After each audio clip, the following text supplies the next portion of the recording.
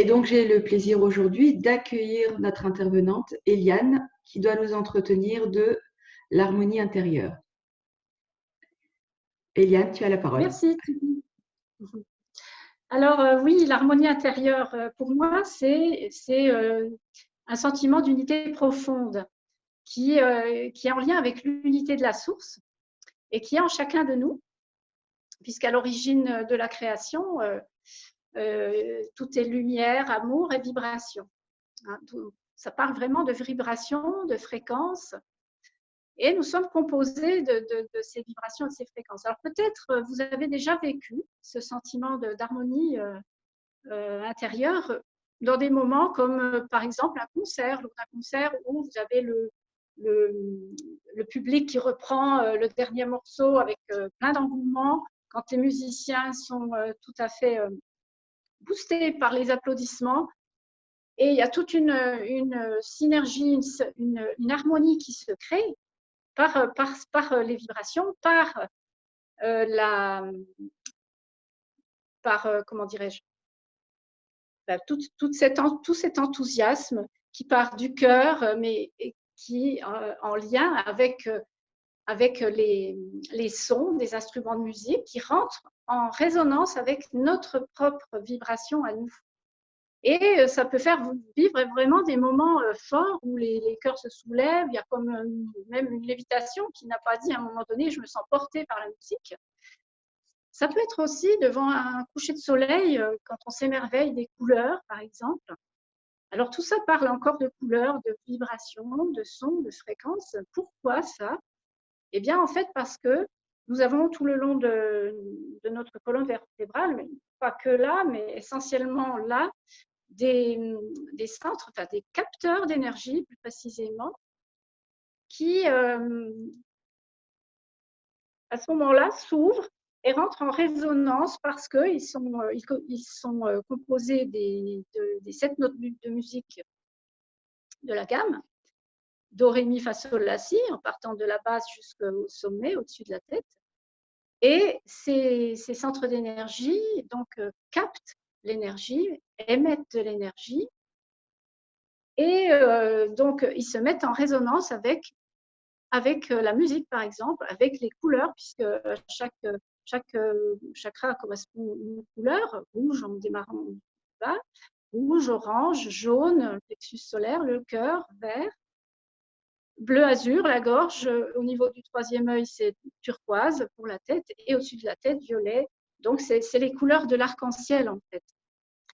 Et c'est ça qui fait que nous sommes dans ces vibrations-là. Et donc, ces vibrations, nous les avons, enfin, ces capteurs d'énergie se sont densifiés lors de notre croissance, depuis la conception, en passant par la petite enfance. Alors, ça concerne tous les chakras de la base. Et puis, tout le haut du corps, en fait, c'est un peu plus tard, à l'adolescence et à l'adulte, qu'ils vont se densifier pour former cette colonne de lumière. Ces chakras-là, ils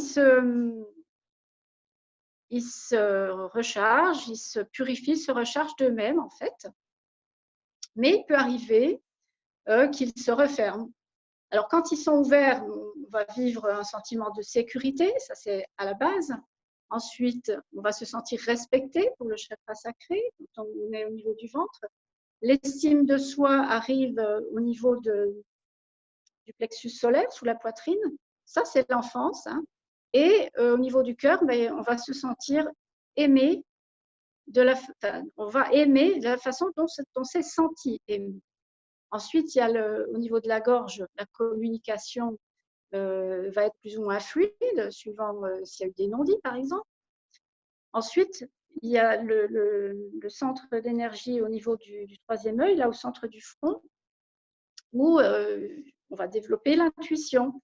Alors parfois, ça peut arriver que s'il y a trop d'intellectualisation, ça peut créer de la fatigue, par exemple.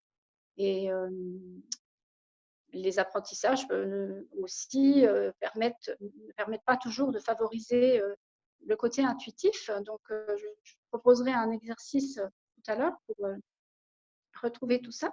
Et puis, au-dessus de la tête, il y a cette curiosité de soif d'apprendre qui arrive par la densification de ce chakra.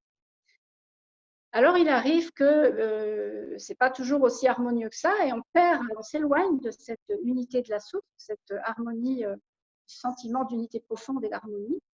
Pourquoi? Parce que lorsque l'enfant grandit, il y a les conditionnements qui arrivent et il y a différentes.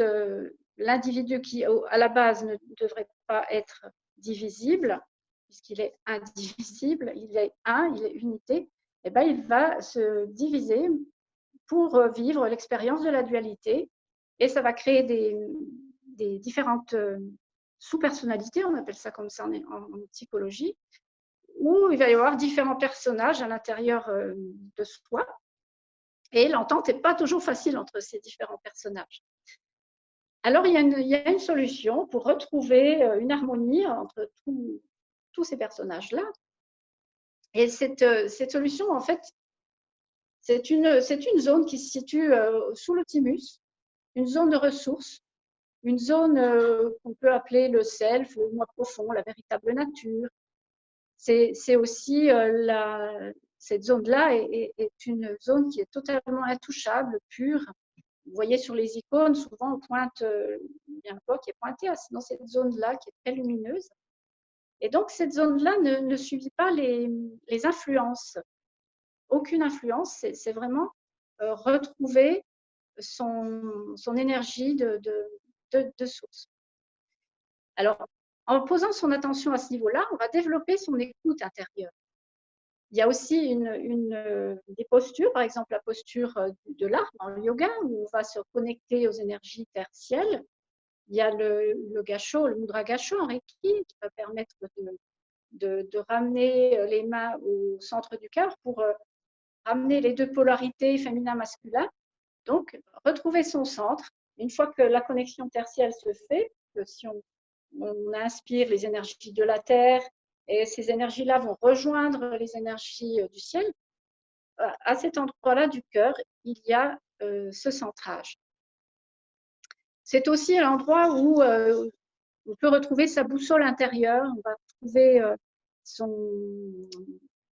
ce qui va nous permettre de prendre la bonne direction, celle qui nous correspond totalement, et où on va redevenir des individus à part entière. Dont Miguel Ruiz parle de la maîtrise de soi, dès l'instant où on est dans son intériorité, parce que tout part de cette intériorité. À l'extérieur, il parle même du rêve de la planète, c'est une illusion. L'extérieur est toujours quelque part une illusion, puisque nous sommes chacun des êtres uniques avec notre propre film, notre propre histoire. Et ça, c'est vraiment important d'en tenir compte. Et donc, dans ce centre-là, il est possible de retrouver, de retrouver cette voie du milieu, comme j'aime bien l'appeler, pour aller chercher ses ressources, ses qualités, mais également les qualités derrière les parts de nous qui sont chargées, qui ont des fardeaux parce qu'elles ont dû protéger à un moment donné l'enfant. Et on va aller rechercher ça par différentes façons. Donc là, moi, j'ai créé en fait un exercice qui s'appelle respirer l'harmonie, j'en ai fait la synthèse avec différentes techniques de EFT, de Qigong, de Brain Gym, qui est la gymnastique du cerveau, où on réharmonise cerveau droit, cerveau gauche, et puis des techniques de respiration, la respiration carrée notamment, la microméditation. Alors, un petit rappel, donc la respiration carrée, si vous ne savez pas ce que c'est, simplement, elle inspire, c'est un côté du carré, on marque une pause, ça ne veut pas dire qu'on bloque la circulation, on la suspend. Ensuite, on expire, c'est le troisième côté du carré, et on fait de nouveau une pause. Ça, c'est la respiration carrée. Alors, la posture pour cet exercice-là, pour aller reprendre contact avec cette zone-là à l'intérieur, où tout est harmonie. Donc, on va mettre ces avant-bras comme ça, croisés, et on va enfoncer un peu le bout des doigts en dessous des clavicules, dans le creux, ce correspond au point de méridien poumon. Et puis, donc, à l'inspire, on soulèvera un petit peu et à l'expire, on rabaissera. Alors, ça se ça se fait en 4 étapes, pardon. Alors, je vous montre, on peut le faire ensemble. Une demi-inspire. On soulève, on appuie les doigts. Expire normal. Donc, bien sûr, on adopte une posture de détente, les pieds bien à plat sur le sol. Alors, on va prendre une deuxième inspire en gonflant le ventre. On marque une pause. On expire.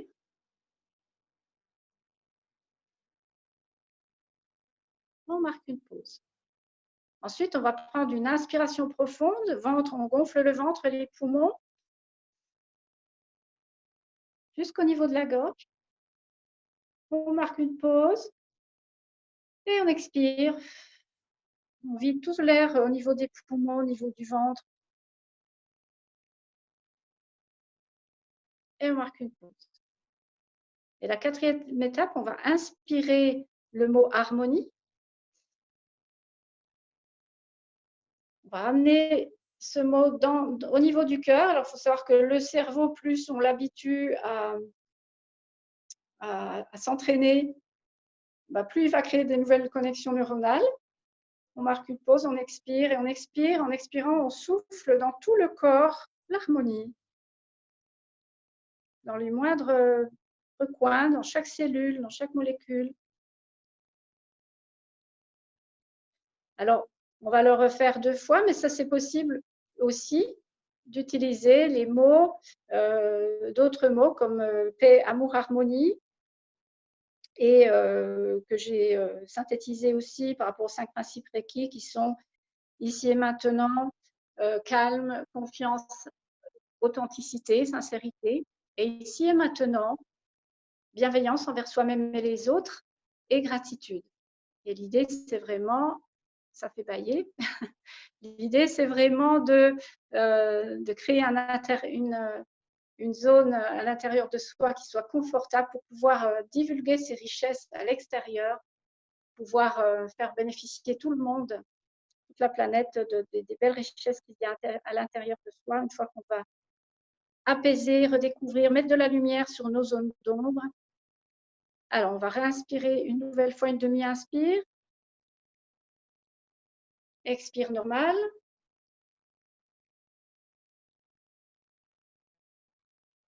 Inspire. Gonfle le ventre, on fait une pause. Expire. Jusqu'au bout. Une pause. On va faire une inspire profonde, ventre, poumon, gorge.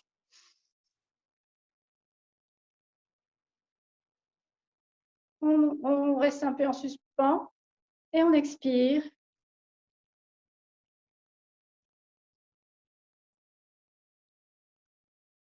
Alors, on peut aussi rajouter un son, je vous dirai tout à l'heure. On inspire l'harmonie, 4e fois. On la met dans son cœur, on remplit son cœur, on remplit toute cette zone-là. Et on expire l'harmonie dans tout le corps. Alors, je ne vais peut-être pas refaire une 3e fois en entier, mais je vais vous montrer simplement qu'on peut, une fois qu'on inspire, on fait la pause, on peut faire le son. Et comme ça, on va travailler sur le méridien poumon et renforcer son poumon, son immunité. Voilà.